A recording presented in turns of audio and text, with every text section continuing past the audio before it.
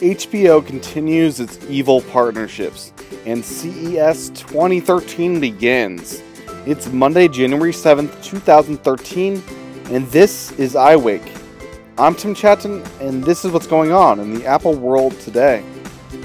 Good morning, everyone, and welcome to another edition of iWake. With CES kicking off, there is a ton of news to talk about, so a lot of the stories here will just be brief mentions, but all the links to this show will be in the show notes at iWakePodcast.com.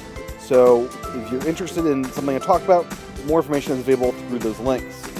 Kicking off today's show is something I like to highlight is HBO. I'm not a fan of this network at all. In fact, I'm starting to hate HBO more and more as time goes by. They're part of the reason this whole movie industry is so screwed up with exclusive partnerships for content. And content that is in theaters. Content that are just regular movies that get blocked out of distribution because of HBO. So I'm not a huge fan of them, and this continues with this new $2 billion deal with Universal Studios until 2022. And this is the kind of stuff that makes it a less pleasant place to live if you're looking for digital content, digital movies. It makes iTunes worse by having exclusive deals like this, and it's stuff that I'm not a fan of and I wish would go away. So basically, they're going to have exclusive rights to Universal Studio films. I'm not sure what that extends towards or what that will do. All I know is there's several movies that HBO is running on their network that get pulled because they're on HBO's network. And once they're off HBO, they're back in iTunes. So this kind of exclusive partnership is stuff that makes it happen. So with that said, let's move on to the next story of the day. And that is my favorite stuff going on at CES this year. And that's around home automation and personal fitness using tech. First up is with Withings. I have their Withings scale I got for Christmas, and I am hooked on it. I'm really loving this system, and I want more of it. I want more fitness stuff. I want to get healthier. I want to start eating better, and there's a lot of cool stuff going on at CES to make that happen. First up is an update to their Wi-Fi scale. They're updating it. It'll be priced at $150, which is $10 less than their current scale. What does this add? Well, it will actually take your pulse, take your heart rate as you weigh in the morning. So if you step on the scale, it'll take your heart rate through your foot, and it will also monitor air quality in your room. So making sure you're getting enough oxygen, things like that. So it's adding two new things to its scale. It continues to measure BMI, how much fat's on your body, and your, of course, weight, and sends this all wirely to their server, which gets pushed down to all the related apps that are connected into it. Now, the thing that goes beyond this is the thing I'm really excited, is Withings is introducing a Fitbit competitor called the Smart Activity Tracker. So at the size of the Fitbit, it's got an LED display on it, and it's going to do a couple of cool things. First off, it has a way where you just touch your finger against it, and it'll take your pulse. So that's a data point you can have in there just by doing that. It'll track your steps. It'll know if you're going up or down stairs. It will know if your steps are more physically grueling steps, because it also measures your heart rate. So if you're doing a better workout during those steps, it'll know that. And it's got a lot of awesome things. It's built with Bluetooth as the connecting piece to it, and it will try to monitor calorie consumption, how many calories you burn.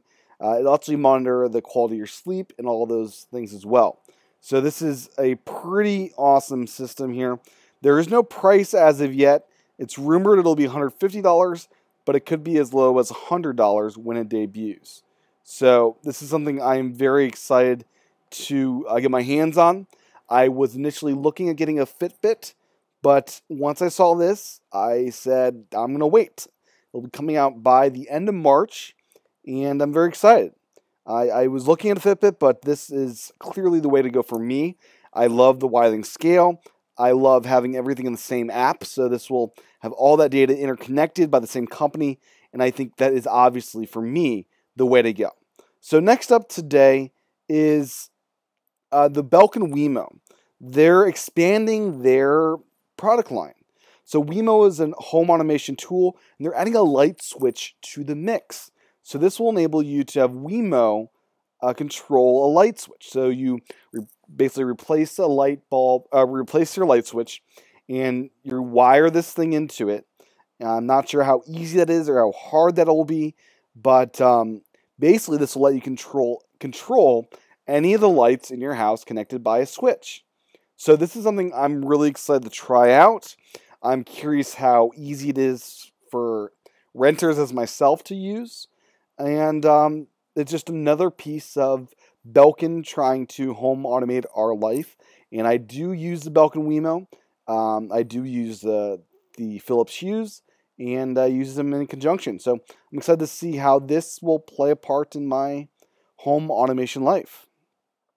Next up today in the CES news today is that of Body Media.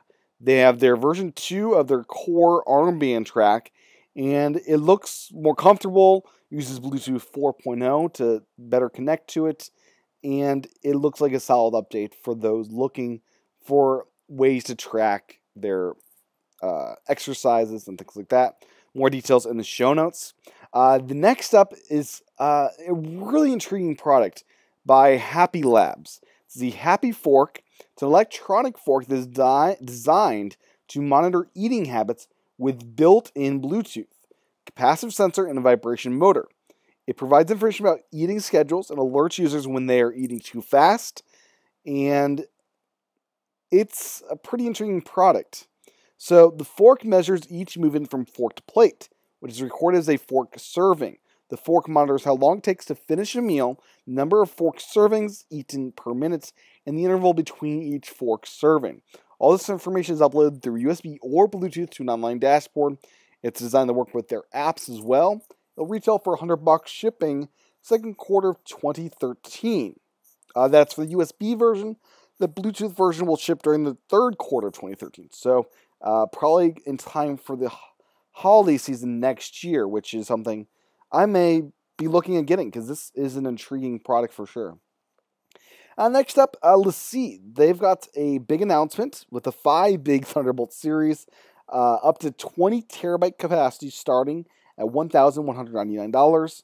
So if you're into huge, massive storage, it's in the show notes. Next up is Dish. They are releasing this thing called the Dish Explorer. It's a second screen solution for their satellite subscribers, and it does look intriguing. I'm not going to go into all the details here, but as I said, link in the show notes. Next up is Griffin. They are launching the PowerDock 5, a multi-device charging platform and has charge sensor adapters. So what is this thing? So they have this dock, which basically is going to be priced $100, and you'll be able to charge up a bunch of different devices. And what it looks like to me, I can't tell for sure, but it looks like anything that's USB empowered will be usable by this. So you can use Lightning devices or 30-pin dock connector devices and all sorts of things like that. So Griffin's got some cool things going on, and that is just one of the many. Another one they're releasing is a Mic Connect XLR microphone adapter, and this is a cool product that allows you to hook up XLR mics to an iOS device. Now, I've done this in the past with different solutions. This one looks very intriguing and something I will be taking a look at when it comes out. Next up on the show today is Belkin introducing a new speaker-equipped iPad case. It's called the Thunderstorm, and right now it's 30-pin enabled only. They're releasing a Lightning version later this year, and what this basically hopes to accomplish is better speakers on the iPad. And I think it does accomplish that. It's going to add some bulk, going to add some things like that. But for those interested, it's called the Belkin Thunderstorm. It's coming out in the 30-pin variety in the coming weeks. So good news there. Next up is something unrelated to CES. Let me jump out of the CES train for one moment with Avatron's Air Login. So this is the go-to remote login app, I think, for the future. The downside is, though, it's going to be subscription-based. So it's free to download the app. It's free to use it locally on your same network. But if you want to use it over 3G, you're going to need to pay for Air Login anywhere. $5 for 90 days, $15 for a year. So this really, I think, for me, I'm not sure if I would pay that much for a yearly subscription to an app. I would pay $15, $30, $50 for a one-time fee to always have access to this. But for a subscription like this, it just doesn't sit as well with me. But the app itself is top-notch. Air Login is going to be, and I think is, the new go-to app. And I'm going to install it, give it a try, and try it out at least with local Macs and see how that all works. Next up today is the first car that we've seen in person that has Siri integration. So Chevy has announced that, and they're showing this off at the show, that the Chevy MyLink with Siri integration is here. And this is the first to show Siri with its car API, which the car makers are able to do.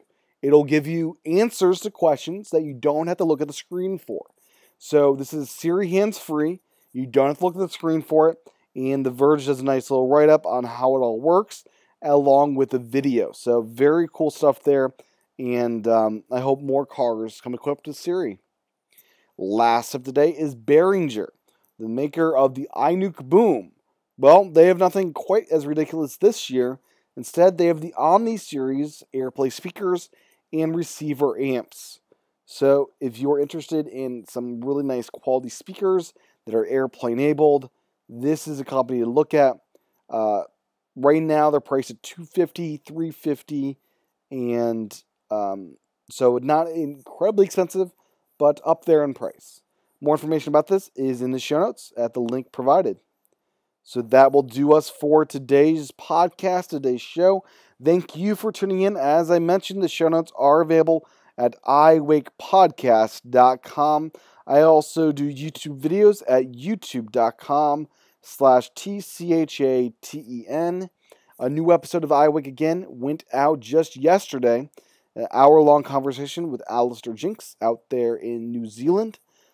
Take a listen. It's available for paying subscribers at iWakePodcast.com/again.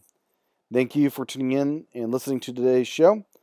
With that said, I'll talk to everyone again real soon. Talk to everyone again tomorrow. Another edition of iWake. Have a good one.